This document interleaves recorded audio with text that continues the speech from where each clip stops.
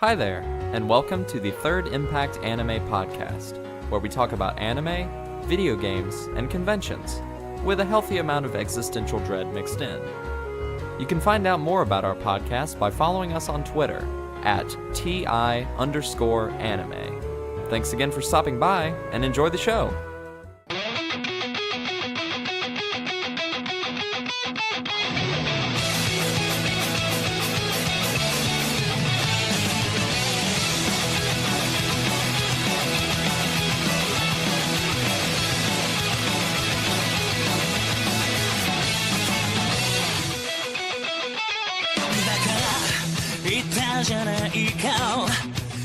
Hello everyone and welcome to Third Impact Anime. I am your humble host Bill. Thank you for having me back. And with me in the pod today is Marissa. Hey everyone. Hey Marissa. Hope you're doing well. I am. Awesome. Well, today we're here to talk about sports. Sports anime, actually. So, I think before we get into the general topic itself, is there any sports that you're really invested in? Well, when I was little, I used to play soccer, and that was pretty much about it when it came to my exposure to sports. I was never one for watching them. My dad was the big old football fan and NASCAR, and I was preferred to read books alongside my mom. Uh, but thanks to the Olympics, Olympics going on, it just ended actually today. Um, Started getting more into more Olympic sports than watching them on TV. And then, of course, if you want to consider it a sport, Overwatch League, esports kind of counts. If you consider Keijo a sports anime, you can consider Overwatch League sports. So, hey, I mean, I keep seeing athletes saying that esports is a real thing and that all these big leagues and teams are investing in esports, so it has to be real. mm-hmm. As for me, I am kind of into the NFL and college football, thanks to indoctrination from my roommates back in college for college football. And I guess on the esports side for me, it would have to be competitive Hearthstone. Uh, though I am jealous of Overwatch League because that is so much more streamlined compared to Overwatch. Sorry, compared to Hearthstone, where we have different seasonal championships, and then we have worlds, and there's all these different levels of cups, and it's a grind. Well, according to Blizzard, Overwatch League has been a thing in the making since like the game was released. So had a lot of production put in until it actually followed through this past like December. So Yeah, unlike Hearthstone, which I think they kind of have been on a patchwork system and kept having to keep adapting it, they really were pretty thorough on Overwatch, which I applaud them for that. And that I think really helps esports in general because it's familiar in its structure. It's very similar to, let's say, the NFL or the NBA, and there's not any kind of confusing point system or ranking system that you have to deal with like in Hearthstone. yeah, Yeah. Hearthstone's like card game esports kind of thing going on. So Yeah, so I guess that would be the good segue to talk about Vanguard. No, we're not going to talk about Vanguard. no. We could talk about that wonderful Vanguard dub though. Oh, please no.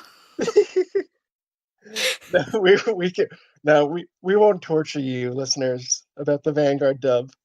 But I think what we should talk about at first is sports anime as a genre. For the longest time, really didn't gain any traction here within fandom here in America. Like there were some critical shows that got praised, like Big Windup comes to mind for me. Oh, yeah. Of people who watched it really love that show, or Prince of Tennis that used to air on Toonami back in the day, and I think some people watched that. But other than kind of other than maybe Prince of Tennis, sports anime was really in the doldrums where a lot of companies like Funimation or Sentai Filmworks wouldn't even license it. They knew it wouldn't sell. So why do you think that was the case? Uh, I don't know. I feel like maybe unlike because it kind of falls some sports anime falls within like older sports anime falls within that shonen kind of vibe, but at the same time doesn't have that leg up that a lot of the shonen shows have with the fantasy aspect and the over the top fight scenes. Uh, series like Ufuri Big Windup is really a slow slice of life. I eventually went back and watched that series, and it's such a great series, but it doesn't captivate audiences as much as say like Naruto did or Bleach and other shows would try to grab that attention. Mhm. And I think Prince of Tennis was the only one kind of at the time that was even trying to throw those shonen aspects in and trying to make it more dramatic and over the top, and that's where we start to eventually see things like Kuroko and down the line start doing that. But Yeah, I would agree with you. I think just the shonen aspect when on its first go around didn't really connect because like you said, it didn't have those kind of fantasy sort of aspects that you would in a Naruto or Bleach or Yu Yu Hakusho. And I think one also thing that hurt sports anime for a long time is a lot of people within the anime fandom view themselves as geeks or nerds, and geeks and nerds don't really like sports because you're ostracized from it and you're not really good at it. So why would I care to watch an anime about a sport I'm not good at? yeah, that and also a lot of them the shows were pretty much there wasn't much different than watching a sport on a TV. You're getting kind Yeah. of a similar vibe, maybe a little bit more in depth into character development that you wouldn't get with knowing the players, but you can still connect with players through interviews and other media as well. So I think that's why older sports anime just didn't really connect as well. And if you look at the amount of things considered sports anime compared to things considered like shonen, there's not a lot. So sports anime, there's not a lot in the pool of sports anime to begin with. So No, it's a pretty small pool. But I think things began to change when Free came around the block.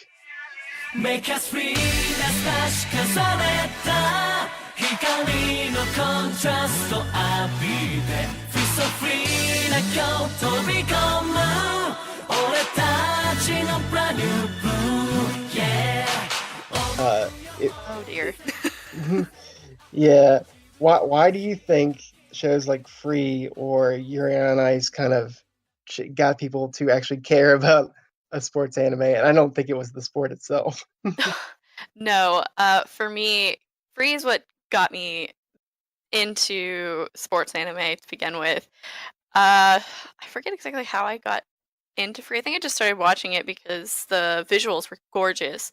Kyoto Animation just started really outdoing themselves after that point. Thanks to a commercial on, hey, look how pretty this water animation that we can make, and it became an anime from there. Um, but I think Free just because Big Wind Up had a lot of character development, but there was just something else about Free. I think a lot of it had to do with the fan service and the subtleties and the subtext that like started to draw a lot more females to sports anime, while majority, not saying all, but a majority of people watching sports anime before were male because most guys are going to be watching sports. Most guys are going to be watching sports anime. And Free Right. really started to open that up to be like, oh, look, pretty boys swimming. So, Yeah, I think and I think that's a great thing because for the longest time most fan service was for the heterosexual male where it just like look at her giant boobs. Oh my god, she's so curvy. Stuff like that. I'm trying to think of it like, all those fan service shows like yeah. that Funimation seems to always be releasing, or it's just it really appeals to one audience, and I think by finally kind of switching gears and appealing to women and to people of the uh, LGBTQ community, I think that really kind of turned the corner. Yep.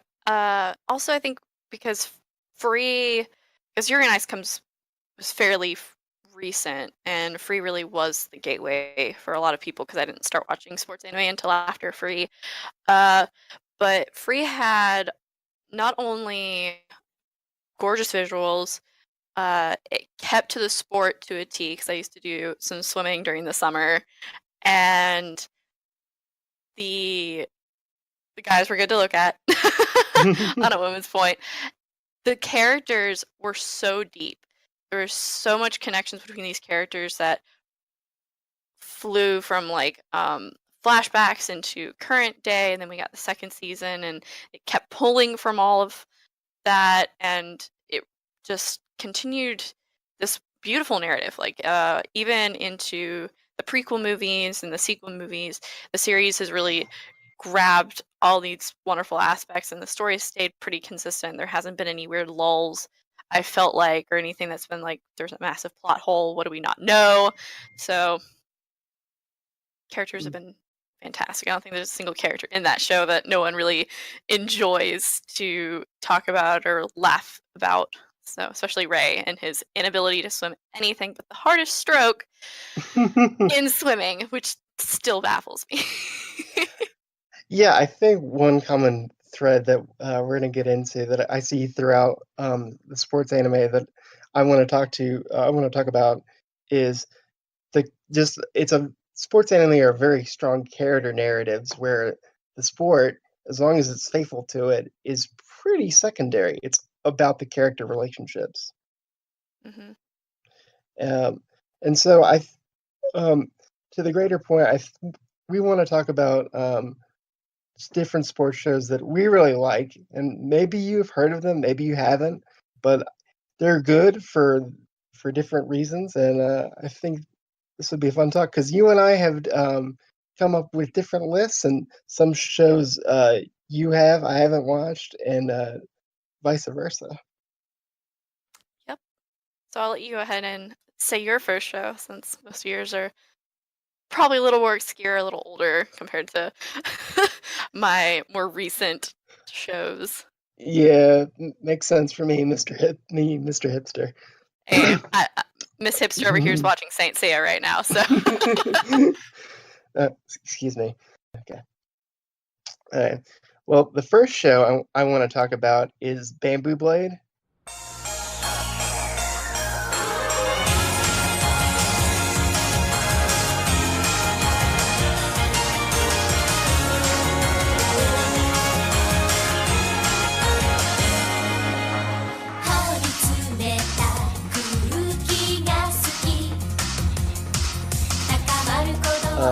The show kind of came around 2007, 2008, and it's a show revolving around kendo. It's about 26 episodes, and the main premise of the show is the kendo teacher from Morori High, who's always broke and who's always hungry. He's meeting with an old friend who is a kendo teacher at a rival school, and while having dinner together, they make a bet where whoever's kendo team wins has to pay for a all-you-can-eat dinner, which makes him so excited because he's like, yes, I can get food. But unfortunately for him, he only has 1 out of 5 people that he needs for this competition. And so the early part of the show is the kendo club trying to gather up members and kind of feel because most of them are fairly new to kendo. And if you don't know what kendo is, it's a Japanese sport where it's kind of in kind of Western terms, it's similar to fencing. It's if I'm wrong, please let me be corrected. where you're trying to strike at your opponent on certain parts of their body, and each strike counts as a point. Um, and the reason why I really love this show is one, it was a sport that I didn't really know that much about, and compared to like let's say basketball or football, um, where I kind of learned kind of what kendo was and the importance of footwork, how there was competitions in general, and it got me really interested in for a while into watching kendo videos and just um, seeing competitions, which I thought was really cool. The second thing I really liked about it was the group that makes up the the cast, because the kendo team is an all girls team. There's two boy characters, but they're pretty much either kind of secondary or kind of comedy characters. The first character is Tamaki, who is the kendo expert. She grew up learning kendo as a little girl, uh, where at first, when you first meet her, she kind of views it as a chore and doesn't really like it, but she's doing it for an old friend of hers that's joining the kendo team. Uh, and from there, she kind of learns that I'm having fun because I'm gaining friends and kind of gaining a social experience, uh, which is kind of really endearing to see because she's really quiet, but she knows her stuff. Next is Chiva, she's very upbeat, sees herself as the leader in quotation marks, but she's pretty much like the cheerleader of the team and kind of roots for everyone else to go. The third uh, part of the team is I should just say her nickname. The nickname that you constantly see is Mia Mia, where she's this very um, beautiful girl, but she kind of has a dark side. If I had to stereotype her, I would call her a yandere, because she is obsessed with her boyfriend and wants to make him happy. So that's why she joins kendo at first, because she kind of has this very angry, dark side of herself. But through kendo, she learns to get out that aggression. Which, and final point is that this show has the best Sentai slash Power Rangers parody I've ever seen, called Braver Braver, where Tamaki is obsessed with Braver, which is the Sentai in the show, where you see footage of it, and it's right on the mark. Where the team as a whole kind of gains this mentality of we're a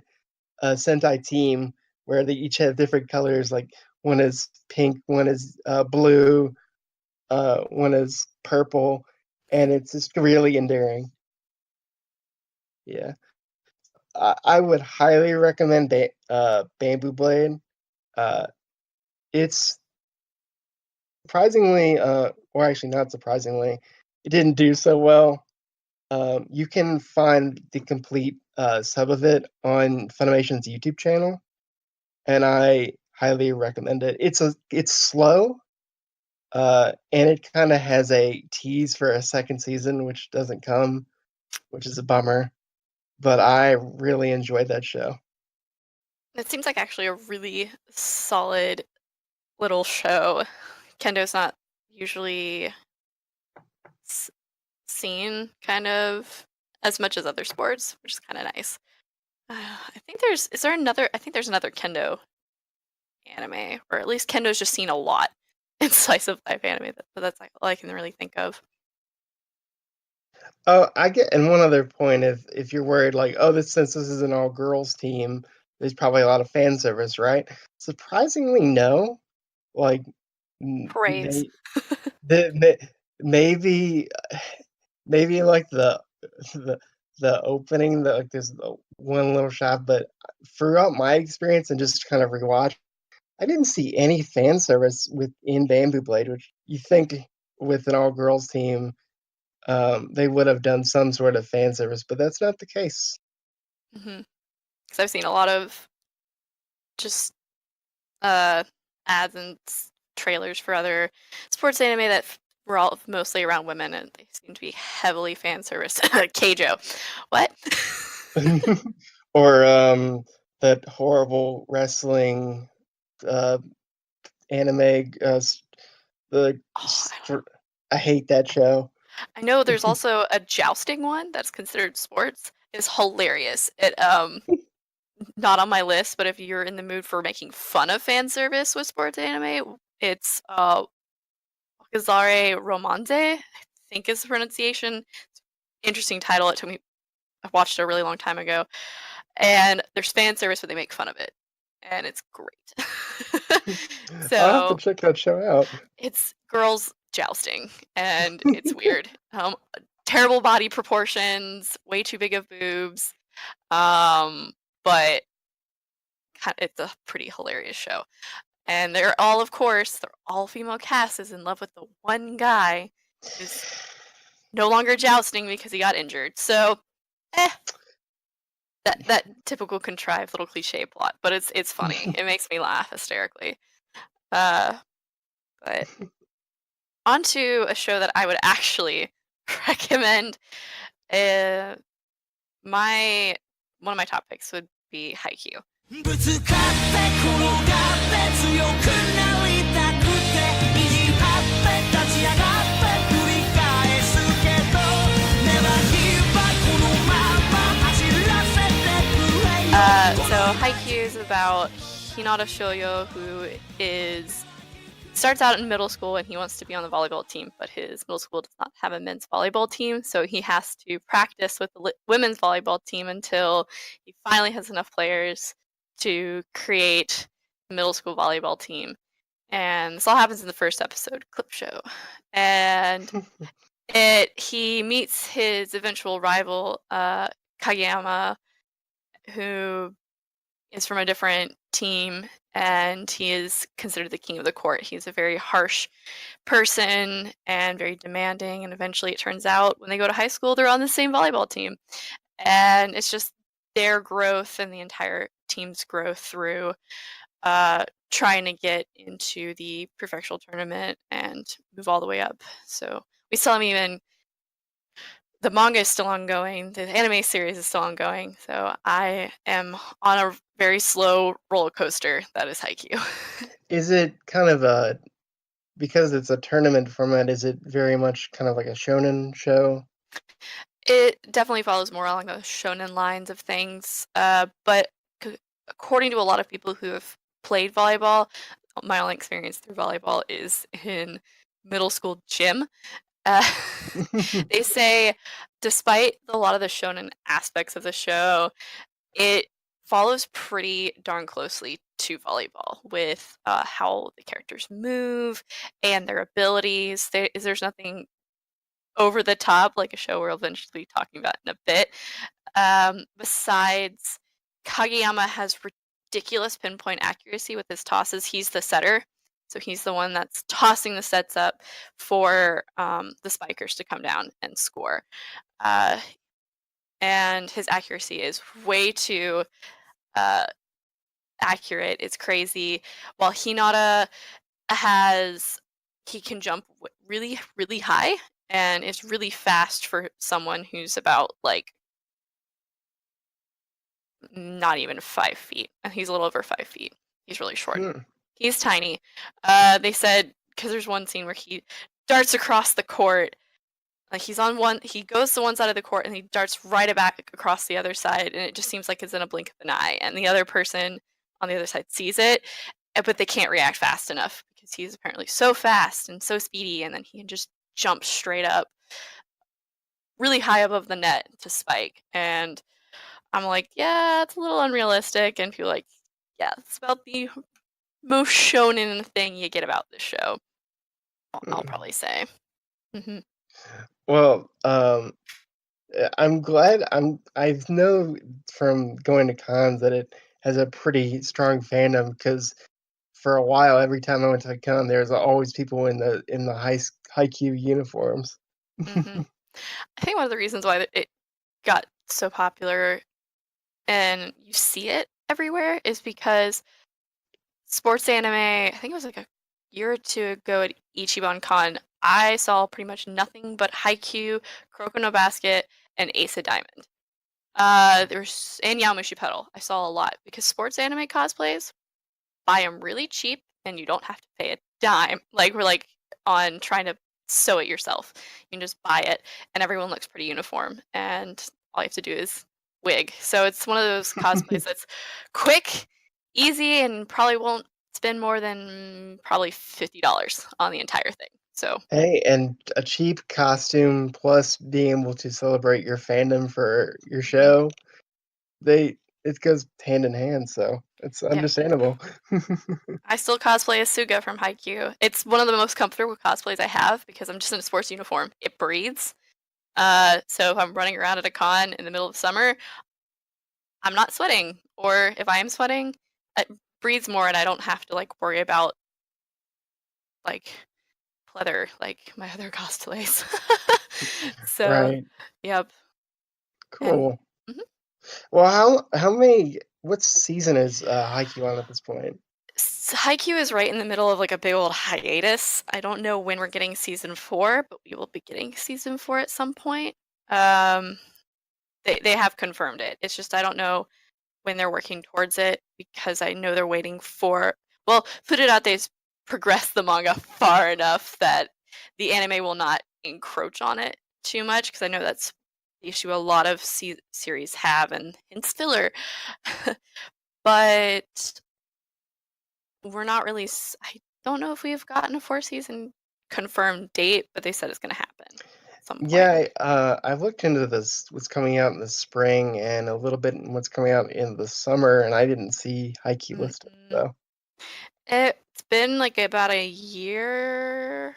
Yes, it's been a year since season 3. Season 3 was very short. Season 3 was only 10 episodes. The first two seasons were full 25 length season, and then this one was cut short because of the arc. They didn't want to encroach into the next arc because it flips perspectives. It goes away from Hinata and his team and it moves to one of their other like rival friend teams and it goes over to them in Tokyo for a really long time, oh, according to manga. Yep. that's So it's just interesting. so I've been discussing with my friend Jesse for a while. Well, our friend Jesse for a while. We've talked. We're like, are they going to do a movie? Because it was certain if Haikyuu, the next arc is going to be a full season, or a mini season, or maybe a movie. Because like a lot of shonen shows or sports anime, they don't like to switch perspectives to other teams very often. They stay with the same core group. That's kind of like the main point. So while bringing other teams in to like go against or work together with. So I'm not certain if they're just gonna be like, all right, we're gonna change the formula completely, and we're gonna follow the other teams in Tokyo for the next season or two because they don't even touch on the main characters for a while. Wow. Well, that'd be an interesting perspective to go. And I wouldn't be surprised if they did a movie. I mean, Initial D did that for their manga, where the third season is basically a movie. Ah, So it'll be interesting to see where Haikyuu goes. yep. And I think maybe one of the other reasons they might be hesitant on creating more, even though the fact that it's so popular, I think don't correct me if I'm wrong for people who are listening if you're into Haikyuu. Uh, but I don't know if they fully said, yeah, we're in production for the next part because one of the voice actors for a main character passed away in the middle of season 3 and they had to replace him for the last 2 episodes. Ooh, And I know sorry. Japan does not like replacing actors or actresses. Uh, so, but it's so popular and the fandom would like we were crying when we found that he passed because he was one of the pinnacle characters. He was the coach. He was the coach character. Mm. Uh-huh. And so not really certain if they're gonna continue and break that cycle of oh we're gonna replace voice actors after dying or just not wanting to take over the role. So Well, I will see what happens, and I imagine we'll probably be talking about Haikyuu whenever it comes back. So, well, I guess Unless you have anything else. no. I think since you mentioned it, I need to talk about Kuroko no basketball.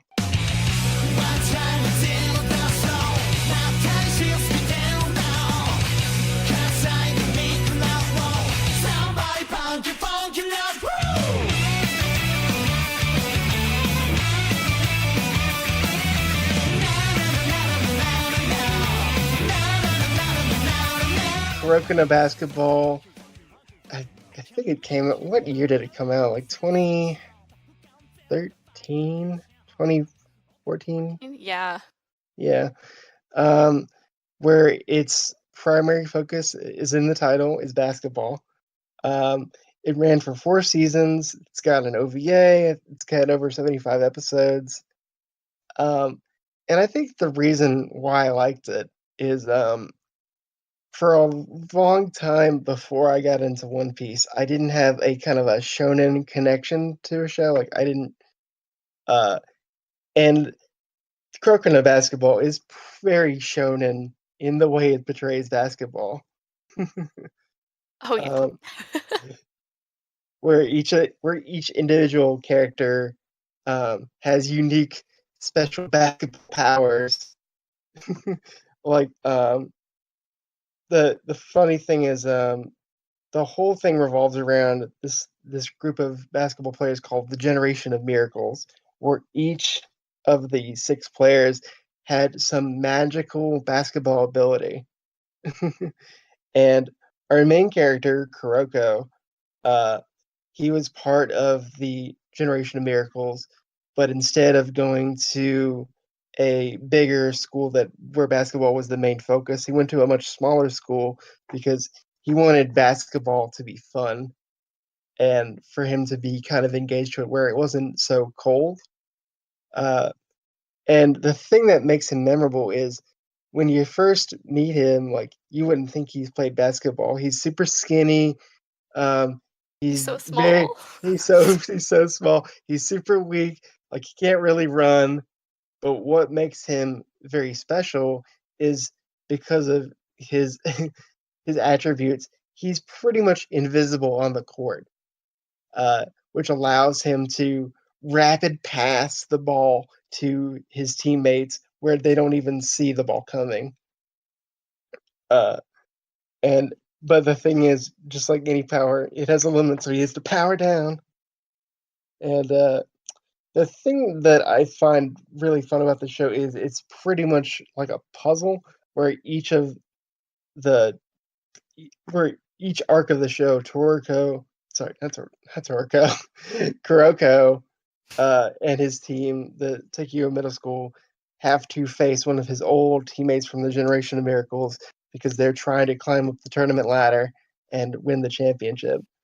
Uh, and each one has different abilities. Like one's really good on defense, one can jump really high, uh, and each of them have different relationships with Kuroko. Like some are friendly and miss him, and others are very kind of cold and just want to win. But I think what makes the show great is it's very much an underdog story of even though Kuroko is really good at basketball, uh, himself and the team and his best friend, who pretty much looks like a character out of the Yakuza games. He looks like someone from Slam Dunk, personally. Yes, he basically I'm forgetting his name. Dang it. Kagami. Kagami, thank you. Uh, Originally was in America for a little while, and he comes back to Japan, and after seeing some of the Generation of Miracles players play, he wants to be the best. And the power that he grows to develop is like he is great at jumping. And his relationship with Kuroko is really fun because they're polar opposites, but they grow to become really good friends. And you grow to just really care about the team and hope they win. Sorry. Why exactly do you think, because I watch Kuroko as well, why did they take like the shonen elements and really stick it in the show compared to keeping kind of more of a traditional style of sports anime? That might have been just how it was in the manga, or they felt like by kind of having these more shonen elements, it would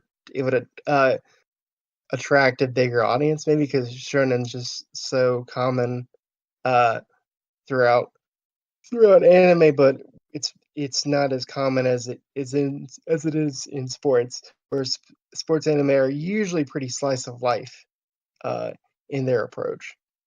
Hmm. Um, Uh, would you agree, or do you have any other perspective on that? yeah, I agree on that because when it comes like I knew really pretty much nothing about basketball besides the basic point system going into Kuroko, and that's all you need.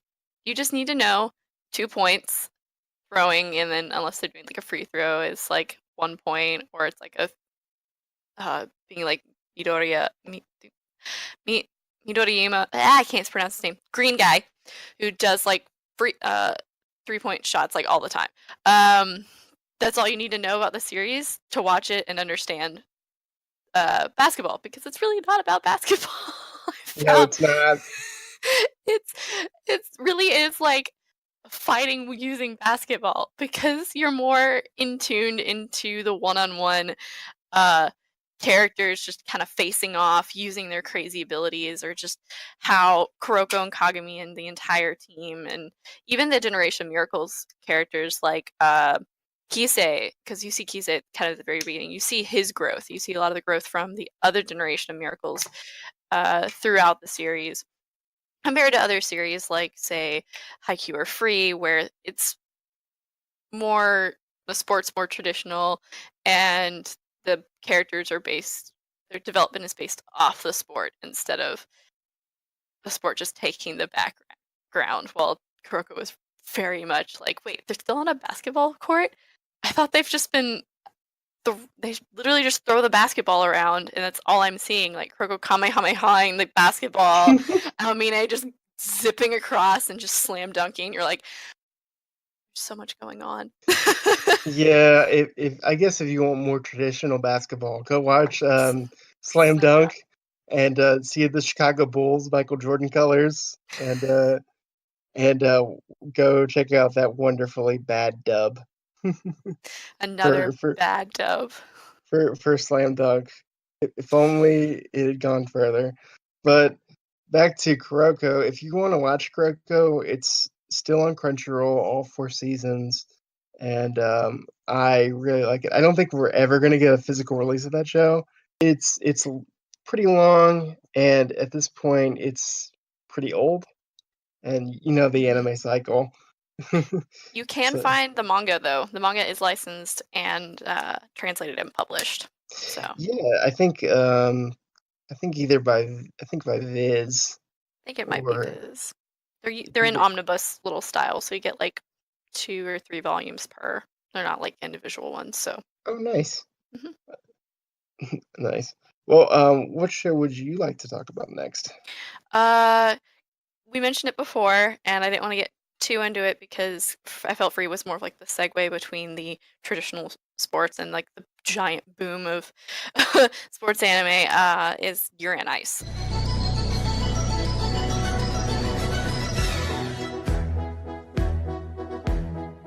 Can you hear my heartbeat? Tired of feeling never enough.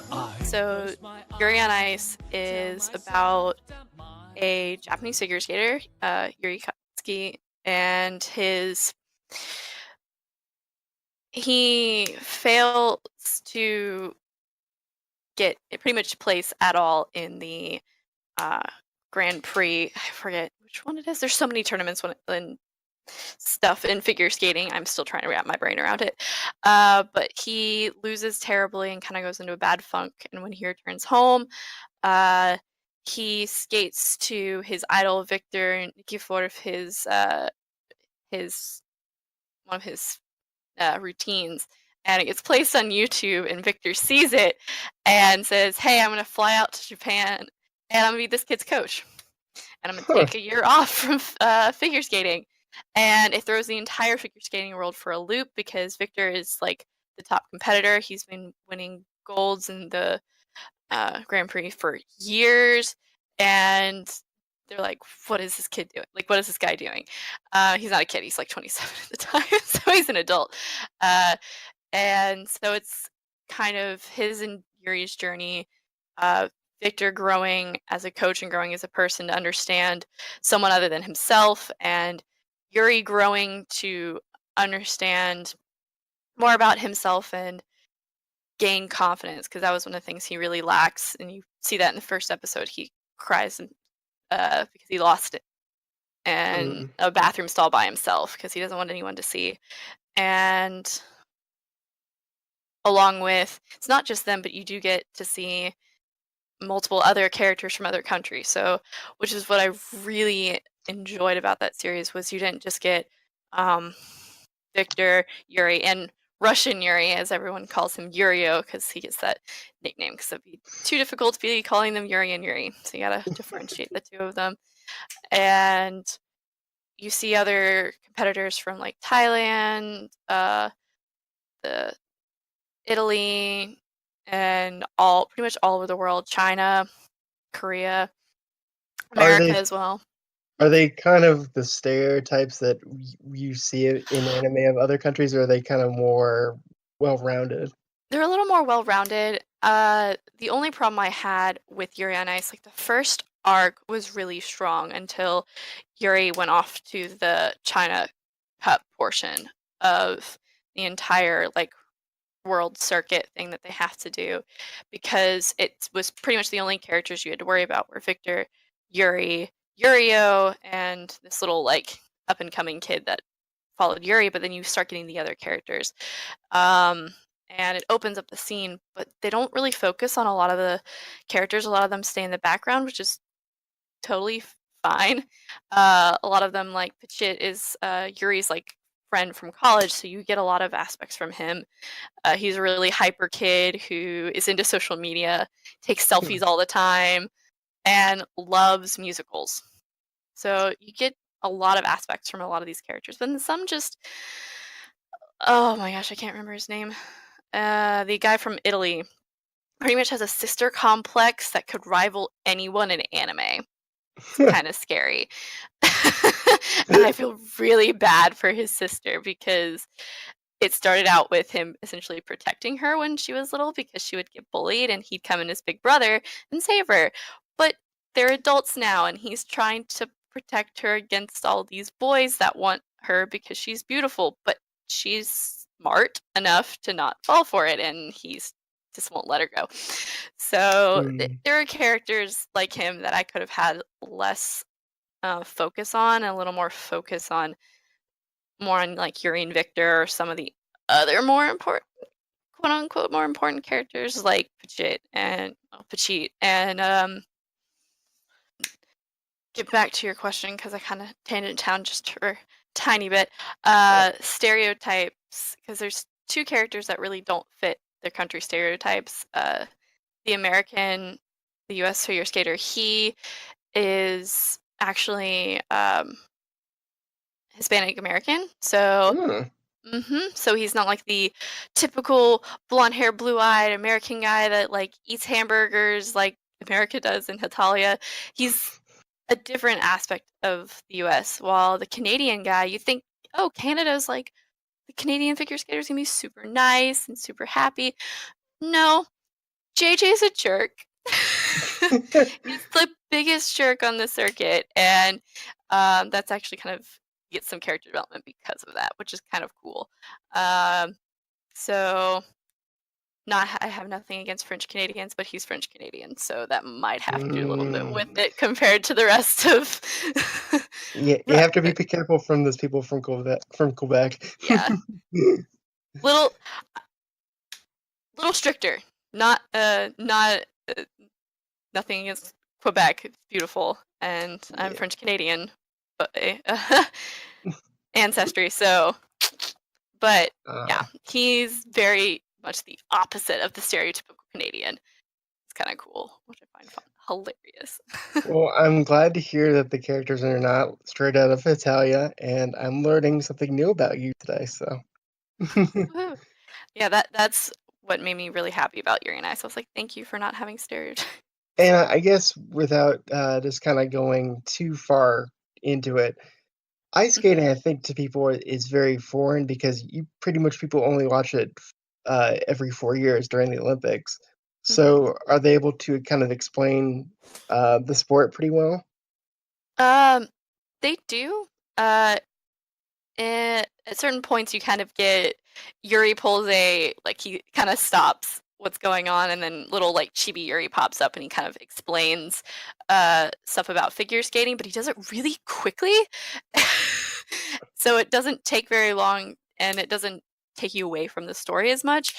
But there's so much going on, and there's so many subtitles, and probably little phrases that are on his because there's like a little metaphorical chalkboard that he's writing on that aren't getting translated. So you have to like stop and like pay attention because he's drawing diagrams and stuff too. So because figure skating is actually a very, very technical sport.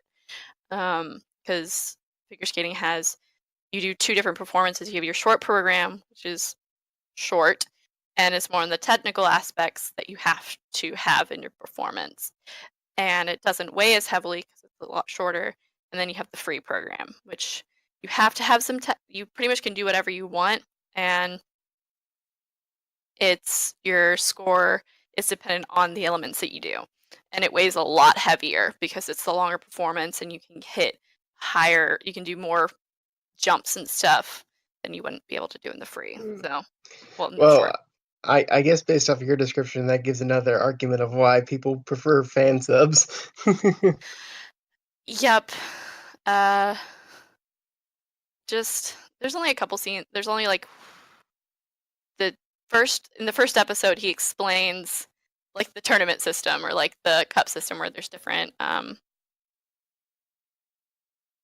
like places that you can compete in and stuff like that, and there's like the whole world one, and it's just really confusing, and I'm just like I'm gonna You're go just with the there flow. to You're just there to enjoy the characters. there to enjoy the characters, and if you re-watch those bits or you take them really slowly, you're like, aha, because he goes really fast. It like takes maybe no more than 2 minutes for him to zip through like his explanation. Because Okay. it's not. That's one of the cool things. Because a lot of the times you get like exposition.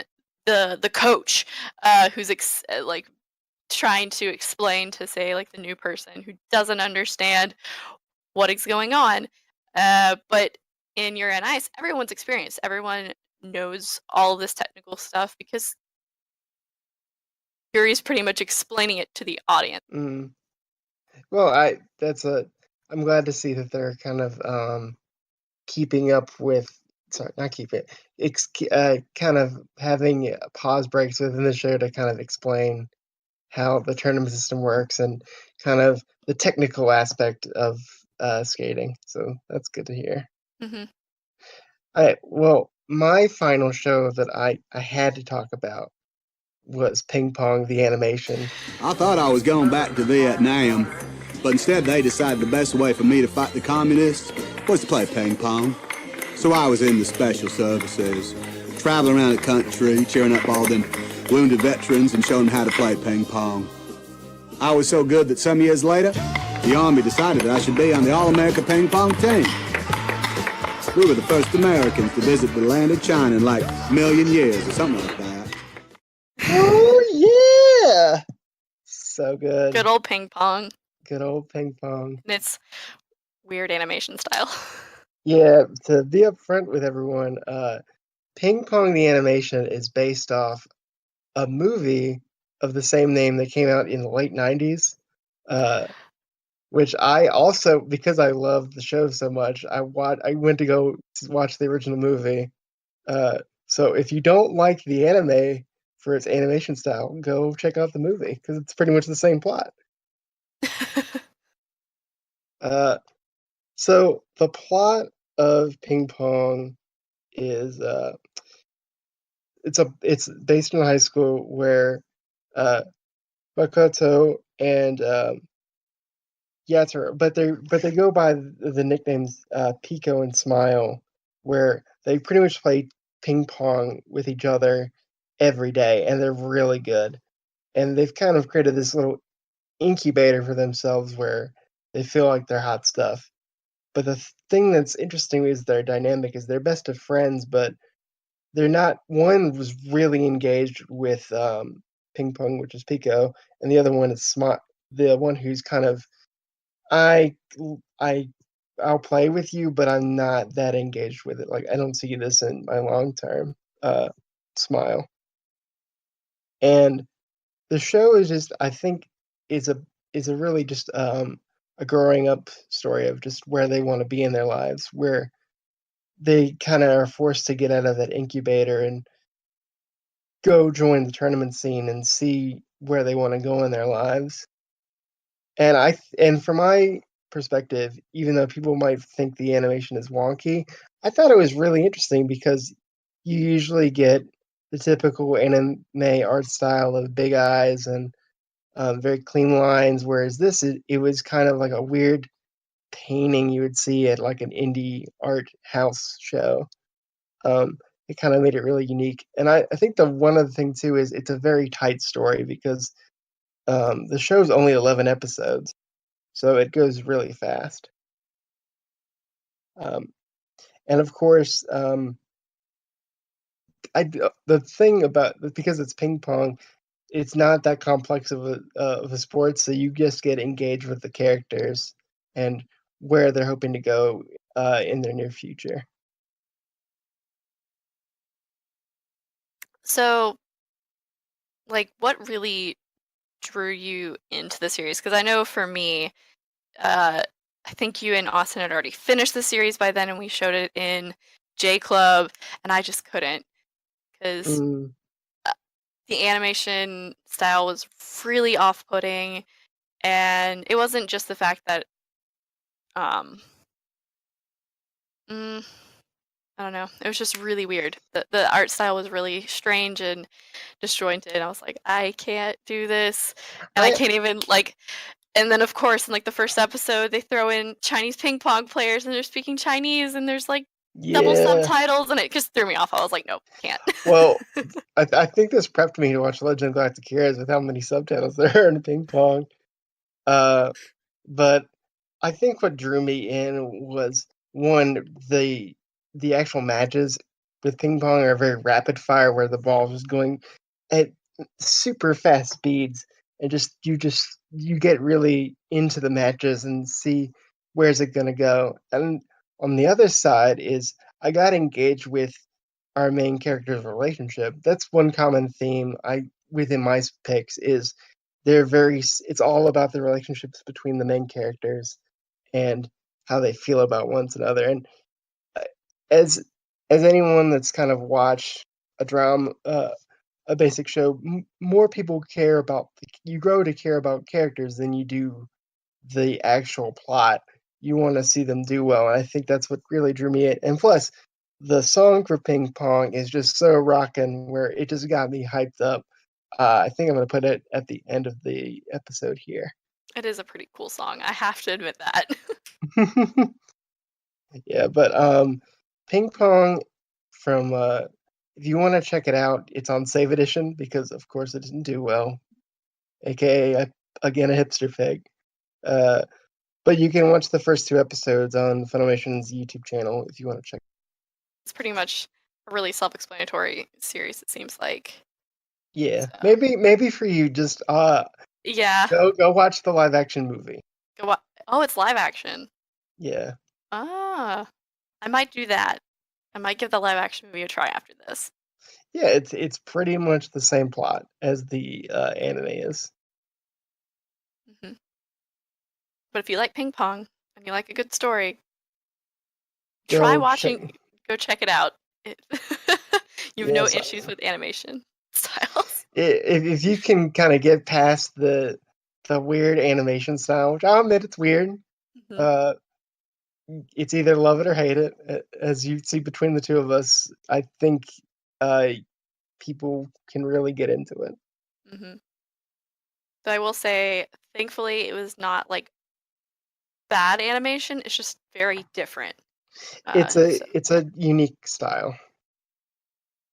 Well, I hope listeners that you have found a sports show that you would want to check out, or maybe we talked about one of your favorites. And for people who we didn't talk about, Initial D or Yowamushi Pedal, we're sorry. Those shows are very long, but I find them interesting, and I'm glad to see that sports anime are no longer kind of in the cult following kind of basement it was for a while, with the kind of rise of Yuri on Ice and Free, and hopefully that momentum can continue. yep, Yeah. hooray for Well, the rise of sports anime. We've been seeing, just to make a mention of this, because I got into sports anime because of Free, and I started watching all kinds. And afterwards, there were so many that just exploded after Free, because I think people said, "Hey, let's start adapting manga or creating our own sports anime series." So that's where you got other series like that's how Yuri on Ice really came into be, was because of that boom. So right. Well, I guess on our Twitter page, tell us what sports anime you're really into and what got you into sports anime in the first place. Um, and if you want to follow us, we're on Facebook, we're on Twitter. Uh, we're It's always fun on social media. I finally waved my white flag. If you're interested, I'm WB Foreman 999 on Twitter, and I also am a frequent writer on our website, uh, third im- uh, www.thirdimpactanime.wordpress.com, where we post really good content there as well. I imagine since the spring season will be coming in the near future, that there'll be a lot of shows that we'll be writing about. yep. I guess I'll plug myself a little bit. I'm on Twitter. I don't post on there as frequently, but my username is Muse, MUSE, the number 0, and ICA. Weird username. I thought of it forever ago. I thought it was cool, so we're sticking with it. You can find me there if you want to see about talk about Sword Boys and Overwatch League all the time. That's what you'll find there. And I also, small shameless plug, Token Rambles podcast, if you like Woo! Token Rambu.